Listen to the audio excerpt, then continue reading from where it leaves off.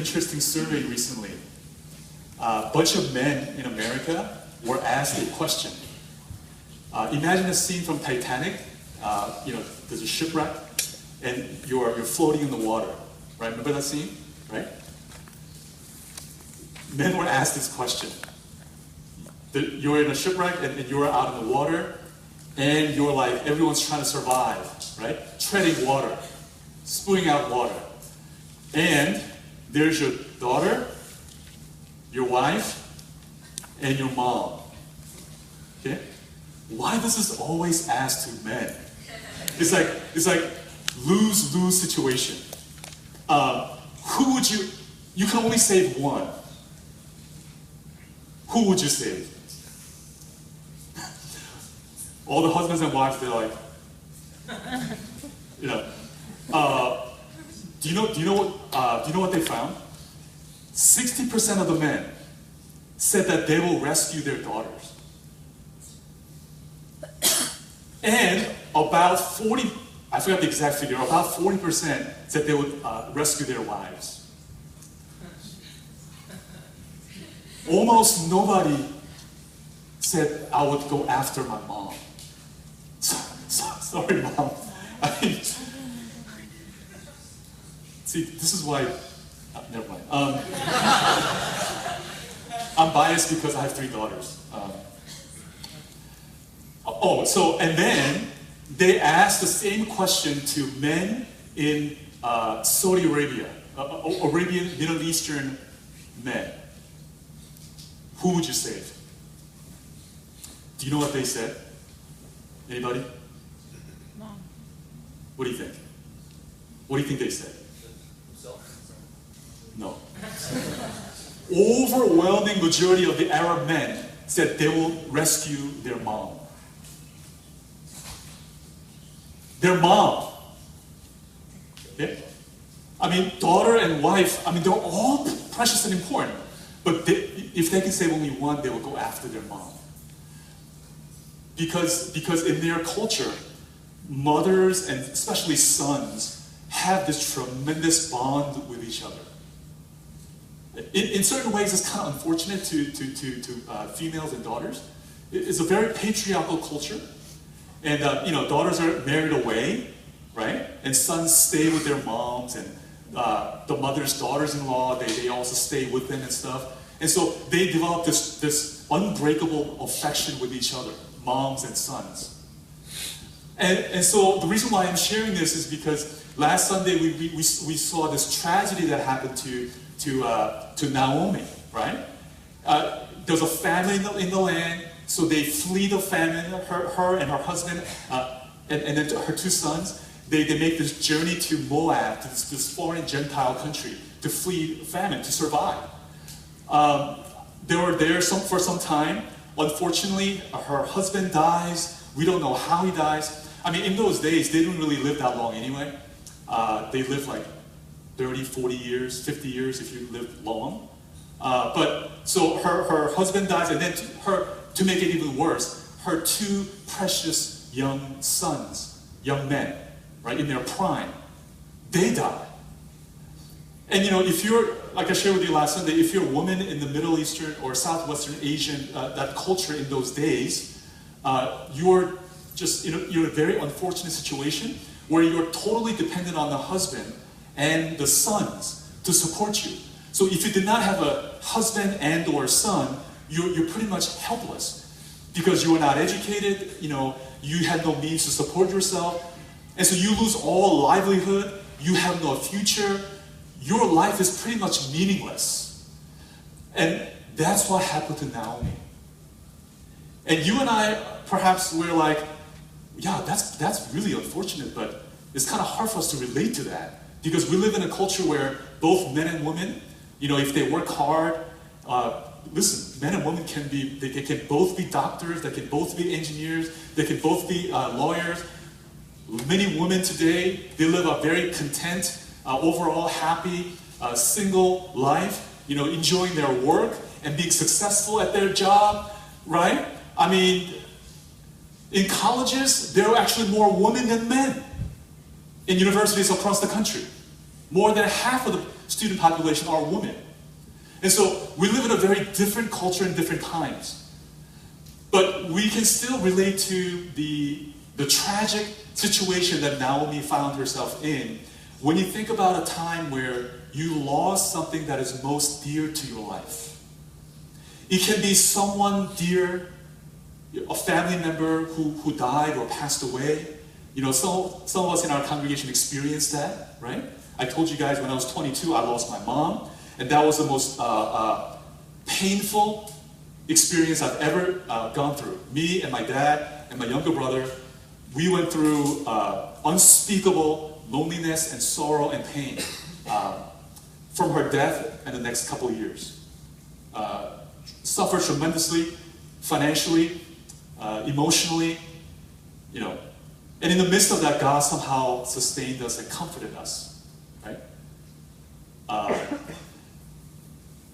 But so think about a time where it doesn't have to be a death of a loved one per se, but you treasure something tremendously, right? If there's a fire in your house and you have to run out with just one thing, what would that be, right? You cannot let this be destroyed. It could be an object, it could be someone, it could be a photo album, I don't know. Whatever that is most dear to you, just imagine you just unexpectedly lost it all. And you feel like, what is the purpose of my life? Is there even a meaning for me to continue to go on, right? Maybe a lot of us here haven't actually experienced to that extent. But I think all of us are now old enough and have lived life long enough, at least like 18 plus years, to realize that our life, as we go on this journey, we have no choice but to let go of things, and we lose things along the way. We want to clutch onto everything, right? My degree, my best friend, my familiar home that I don't want to leave, whatever. But as we go, sometimes we have no option but to let go. We want to clutch onto it, but we are like forced to let go. And we lose things along the way. And not everything is bad, because we actually do need to lose some things along the way. Emotional baggages, our unhealthy guilt that Jesus already set us free from. So there are negative things that we do need to lose along the way. But there are precious things that is tragically lost along the way too. You know, in Naomi's case, her husband and her dear 2 sons, who meant the world to her, right? But she literally lost everything, right? And so this is a very, very deeply desperate situation that Naomi found herself in. But what happened was, sometime she heard this good news that God had visited Israel and provided the supernatural food. The famine was over. And so now she wants to trudge along and go back home. And there were these 3 women, right? Naomi, Ruth, right? And Orpah. These 3 women are making their way, trudging along, especially Naomi, barely putting one foot in front of the other, and just carrying this heavy sorrow and brokenness and loneliness, and just heading back home, because at least now there's food. In a way, her life is now living death because she lost it all. At least she has to eat and survive. And so she's going back, and 2 daughters-in-law are going with her. And that in and of itself is very amazing, right? Because we shared last Sunday. Mother-in-law and daughter-in-law, they have a very special relationship, if you will. Often not exactly the most pleasant relationship. And I saw this with my mom, with my grandma. When the mother-in-law dies, surprisingly, the daughter-in-law starts weeping because she still misses her, right? And all the things that she did wrong to her, just everything, just kind of come crashing, and realize that she was actually better than she treated you and all that stuff. But anyways, the relationship between mother-in-law and daughter-in-law is very tense often. And it gets better over the years, but especially in the beginning, it's really, really hard. like I told you, like this organ that's been transplanted in your body like tends to fight it. It's something foreign. You're not one of us. So it takes a lot of time, right? But so it's a testament to Naomi's character, right? There must be something in her character that Ruth and Orpah must have seen that made it worthwhile. Hey, I don't know if I just want to abandon her and just like go back home. They could have done that. But so and also it tells us something about the daughters-in-laws themselves, that they must have had faith in something. Right? They're also women of special quality, special character. Right? Yeah. And so, but at some point in their journey, Naomi commands her daughters-in-law to return to their families. She doesn't say, would you please consider going back? She comes on very strong. She has to be strong because she knows how much they're clinging onto her. And you know what? In some ways, Naomi herself is desperately clinging onto her because even though they're not her biological daughters, they're the only family she's got. They're not sons. They cannot do for her what the sons can do for her as a mom, but at least, they're there. I mean, she doesn't have to make this long journey back home alone. I mean, at least there are like 2 daughters-in-law there who's faithful to her, right? It's really, really hard. It's really hard to say goodbye. I mean, that's all she got left. So she had to be strong for herself and for Ruth and Orpah. So she says it very strong. She commands it, right? I want you to go back. Go back to your parents' house, right? Because she wants them to remarry and have a good life. They need to go back if they want to remarry. Because in that culture back in the day, they didn't like date and go on courtship like we do, right? Like date for a year, engage for another year, and then get married. It didn't work that way. It was all arranged marriage.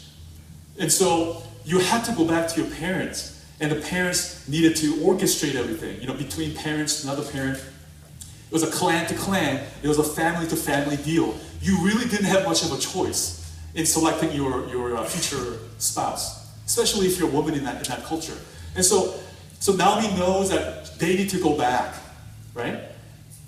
As long as Naomi stays in Moab, if she doesn't leave Moab and go back to Israel, if she stays in Moab, her daughters-in-law are obligated to her, right? But she doesn't want that. She has to cut that off for their own sake, right? Sometimes when we love someone, we want to hold on to them as long as we can. But those of us who are parents especially, we know when our children go into high school, and the time comes inevitably for them to leave the nest and go on to college. And for those of us who are in that state, and some of us are, it is very hard. Especially if you have a daughter, to have her, your first oldest daughter, or your daughter in the family, leave home, even if it's only like an hour away, like you're here, but then your daughter goes to U of H or Rice or Baylor or somewhere, even if it's not that far away, you feel there's this huge hole in your heart, right? You don't want to let go, right?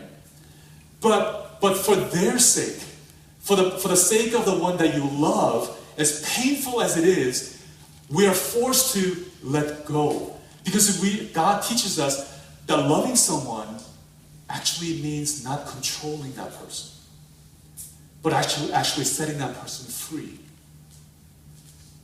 Not to make that person to live up to your expectation, or vicariously, indirectly living the life that you wish you had lived through your children, but no.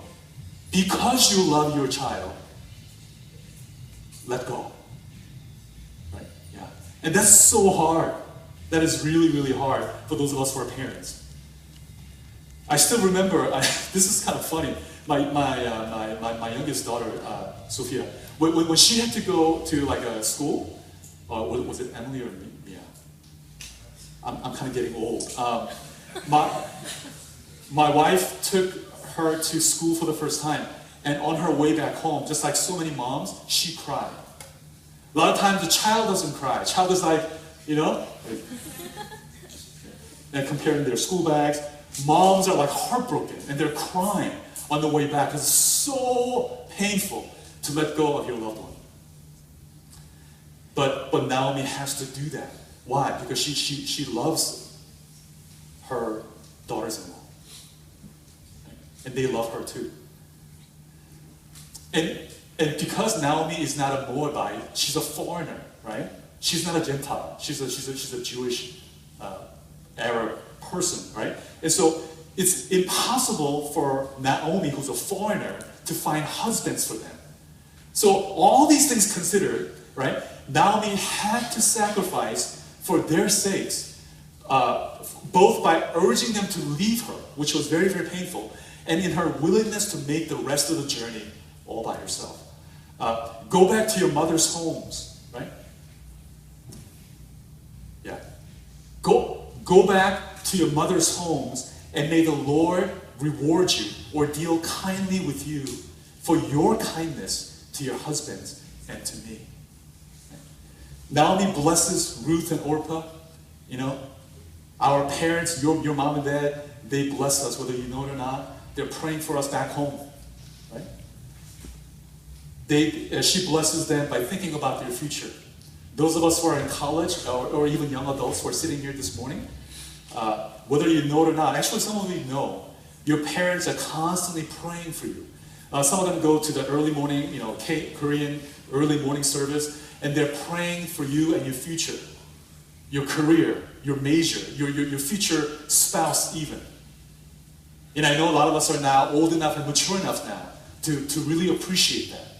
Before you didn't, but now you do. Right? And so she actually blesses them twice, right? But this is the first blessing. First, she asks that the Lord would deal kindly with them. The phrase translated deal kindly here is one of the most important Old Testament words called hesed, or more accurately, chesed. It's one of the wonderfully sounding Hebrew words, right? There's no exact English transliteration. There's no exactly corresponding word. There are a lot of things and deeper meaning in it that English cannot actually capture with one word. But essentially it means faithful love. It means the love that never gives up. It's faithfulness, it's loyalty, it's commitment, it's sacrifice. Highest form of love, right? Used to express God's love for his people. One of the most important words and the concept in the entire Bible. Right? Especially the Old Testament, Genesis to Malachi, right? And so, in Hebrew, that's what it means. Chesed, right? Love that will not let you go. Love that will not let me go. But wait a second, Pastor Walter, you just said that if you love somebody, you have to let go. Yes, that's true. Love does give you freedom and release you to be who you are meant to be. You do that. But that love never ultimately lets you go, in a sense that even if you're let go and set free, God is always thinking about us. Like our moms are always thinking about us. Even after college and you're working, even after you become parents and have a child of your own, your mom especially, mom and dad, but mom especially, always never stops thinking about you. That's just how moms are, right? So she has let go, of course, she has to. Right? You're adults now. But she will never let you go in a sense where when you are in the most neediest place, your mom will drop everything to be where you are. Because you're more important than anything in her life. Okay, all the moms, after Jesus, our moms express and exemplify what love truly looks like. In the way that moms love her children, right? And so love lets you go, but then ultimately does not abandon you. Does not say, here, now you're on your own, live your life and I'm going to live my life. No, constantly thinking, constantly mindful, you're always forever in your mom's heart. And she's always pursuing after you in one sense. When you have a child of your own, who's going to be there? Your mom's going to be there. To make you the seaweed soup, miyoku, right? She's going to do everything possible that you will recover well. She knows what you need.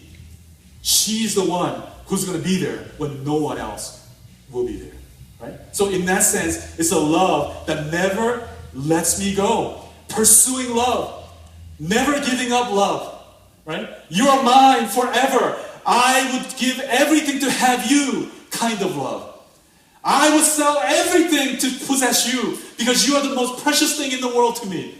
That love is chesed, right? And that kind of love is what Naomi was living out for the sake of her beloved two daughters-in-law. And Ruth and Orpah, they were also expressing this type of tremendously deep sacrificial love for her mother-in-law. Right? Beautiful love between a mother-in-law and daughters-in-law. Right? They will not ultimately give up on each other, even if it means temporarily parting ways. They could never leave each other's mind. And so that is the love with which our God continues now and forever loving us. And so, in other words, it is a one-way love. Not two-way, but one-way love. One-way love is unconditional. Two-way love is transactional. It's conditional. Transactional two-way love is if, then. If you do this, then I will do this in return. It always works like that. And that was the truth during the Old Covenant times. That's why in the Old Testament, there's always a stipulation and condition. If you obey me, then I will bless you. If you disobey me, then this is the unfortunate consequences that will be upon you. Right? Even though God still loves you. That was the Old Covenant mentality before Jesus came. Before he died on the cross. That was how things were. Right?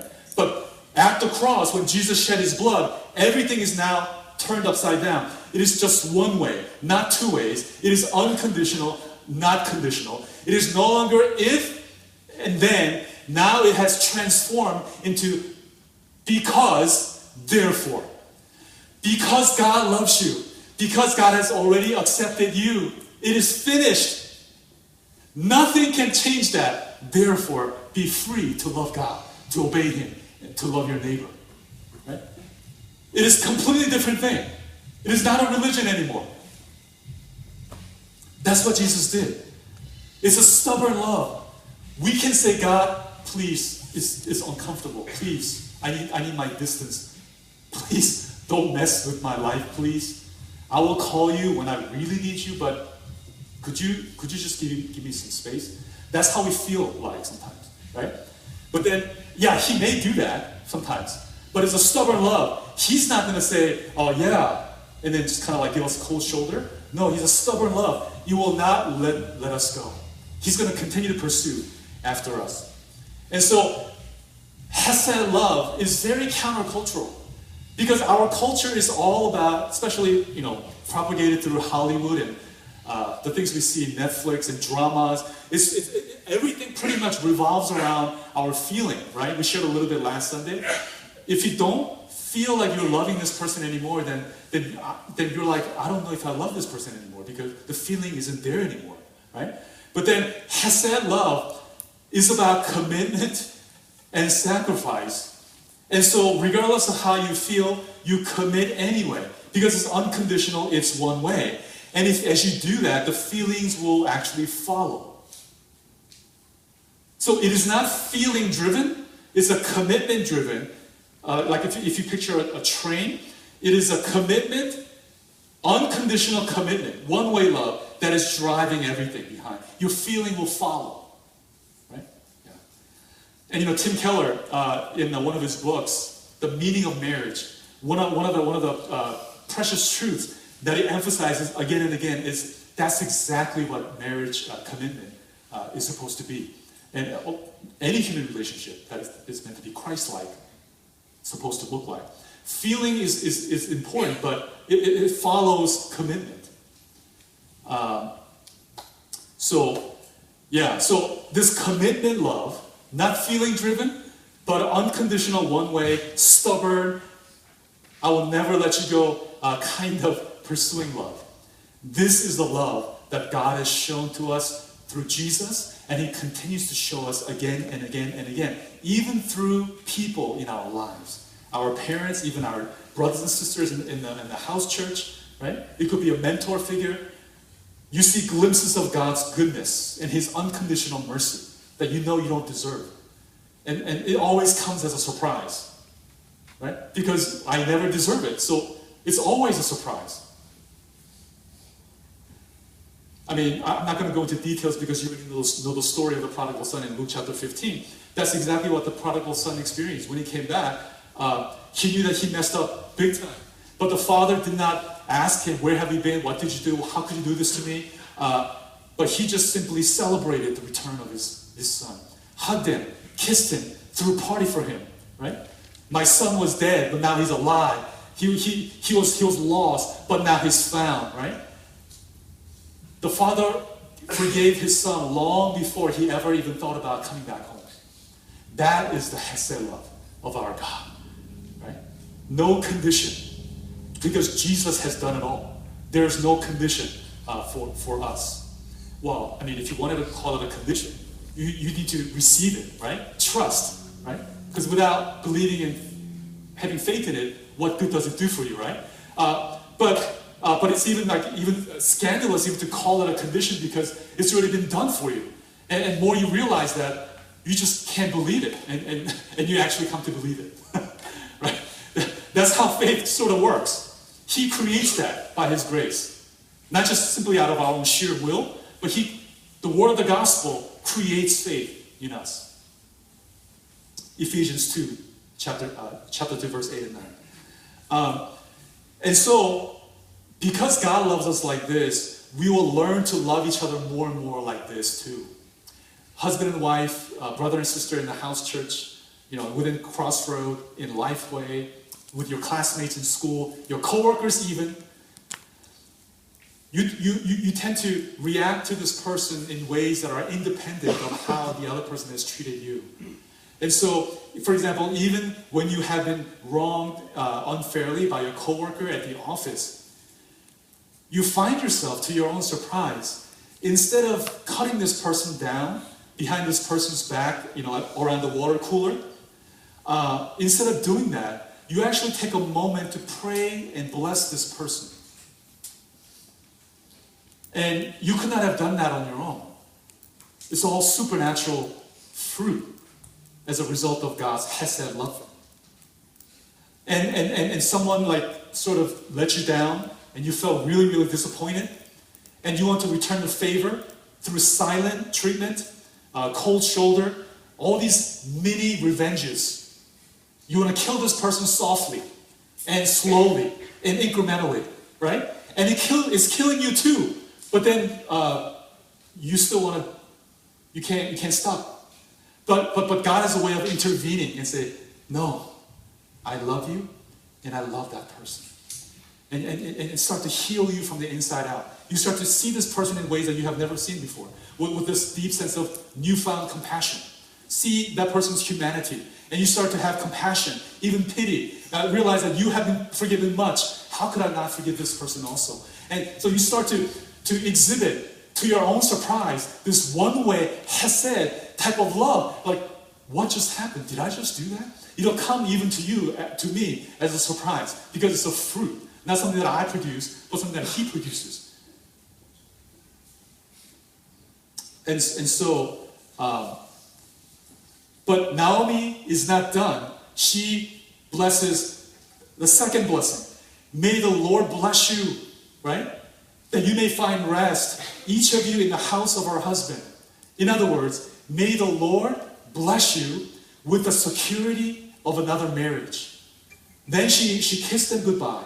And because they loved her so much, they pained them so much, they all broke down and wept. In verse 9, right? The Hebrew word for rest here means a place of settled security, where peace reigns. Supernatural peace that only God can give you.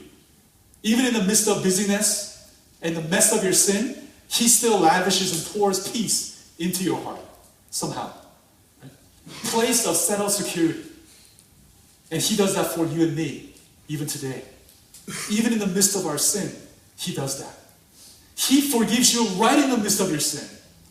You are forgiven, your sins are forgotten, absolution, you are clean, you're my child. He does that right in the middle of our sinning.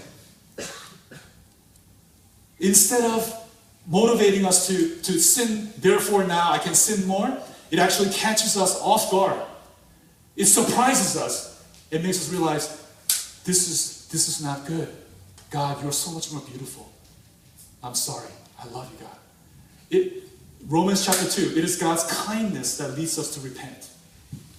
Always, always. It's His kindness that leads us to repent. He wounds us with His love. That's the only thing that will actually turn us around from our sin and addiction. And so this word is also used in Psalm 23, the beautiful poetry, one of the most beautiful chapters in the entire Bible. The Lord is my shepherd. I have everything I need. He leads me beside quiet waters. That's where it's also used. Still water, right? Waters of rest that a shepherd leads his flock to. And Jesus says in Matthew chapter 11, verse 28, "Come to me, all you who are weary and carry heavy burdens, and I will give you rest." He never says, "Come to me, all you who are weary and are carrying heavy burdens, and I will give you steps. I will give you 3 steps to happiness, 5 steps to joy, 7 ways to improve your marriage, give you biblical principles that you can just simply apply and things will get better." No. Jesus says, no, that is not what you need. You'll only be even more burdened than you already are. I will give you rest. I have done everything for you. Trust and receive in the finished work of Jesus Christ. I will give you rest, not steps or principles. And because I rest, then I can now start to work. But it has to come from the place of rest. And so, my brothers and sisters, do you remember recently about Botham Jean's brother, right? Forgiving and hugging the ex-cop. And she is sentenced to 10 years for his killing. It's clearly racially motivated. He looked at her, this ex-cop, right in the eye. And instead of seeing this wretched enemy that deserves nothing but the longest punishment that could ever be dispensed, and just punish her, he somehow, miraculously, in a way that doesn't even make any sense, humanly speaking, Botham Jean's brother sees this woman as a human being who are made in the image of God, who is just as broken and desperately in need of God's grace. And he's filled with compassion in his heart. And he chooses to do, he cannot help but do what his brother would have loved to have him do for her. And so he says, I forgive you.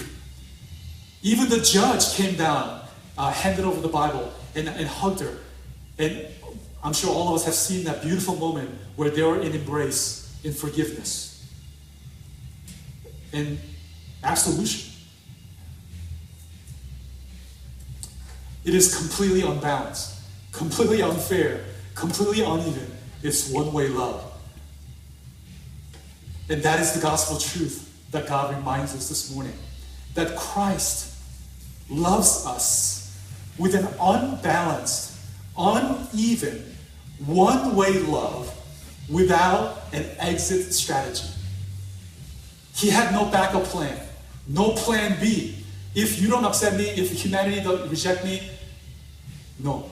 He just gave 100% of himself. It is finished. It is finished. My children, come. and eat the food that I prepared without cost. Isaiah 55, right? Come. And he just embraces us. Even at our worst. So Christ loves us with an unbalanced, uneven, one-way love without an exit strategy. Because that is the very definition of grace. And grace is the only thing that heals us and reconciles us. Amen? Would you join me in a brief word of prayer at this time?